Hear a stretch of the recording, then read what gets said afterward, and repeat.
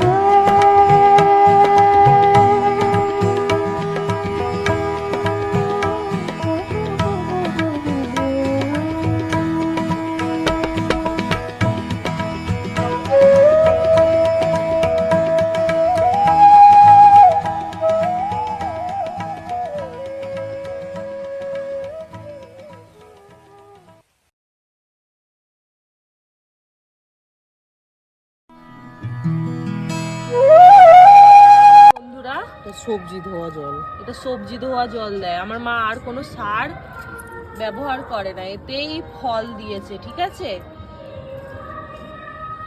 এই যে দেখিয়ে দিচ্ছি সবজি, এখানে সবজি জড়ো করে রেখে দিয়েছে।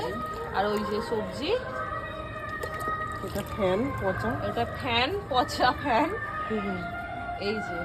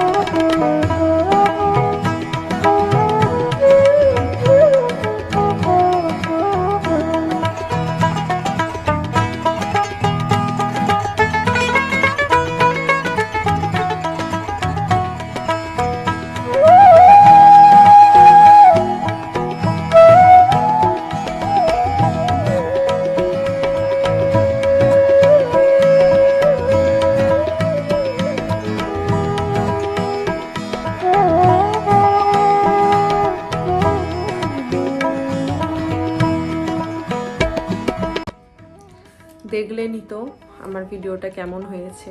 তো আজকে ভিডিওটা আমি এখানেই শেষ করছি। এবার নেক্সট ভিডিও দেখতে থাকুন, নেক্সট ভিডিও এবার কি আসে। আশা করছি পাখির ভিডিও দেওয়ার। তো আমার বুলবুলি পাখির ভিডিও আমি পুষিনি, এটা উড়ে এসেছে আর ও নিজেই বাসা বেঁধেছে। তো আমি চেষ্টা করছি ওই ভিডিওটা দেওয়ার, দেখা যাক কি হয়। তো আমি ভিডিওটা এখানেই শেষ করছি, এই ভিডিওটা। তো সবাই ভালো থাকবেন, সুস্থ থাকবেন। আজকের জন্য টাটা, বাই বাই। আর মিনি ব্লগ তো দিতেই থাকি, আর আমি লাইভেও আসি, কখন কখন লাইভে আসি আশা করছি জানতেই পারছেন। আর আমার লাইভ থেকে অনেকে বন্ধু নিয়ে যাচ্ছেন, অসংখ্য বন্ধু নিয়ে, সবাই ভালোই বলছে। তো আপনারাও যারা নতুন তারা দেখে অবশ্যই পাশে থাকবেন, বন্ধু করে নেবেন। ঠিক আছে, টাটা আজকের জন্য। সবাই ভালো থাকুন, সুস্থ থাকুন।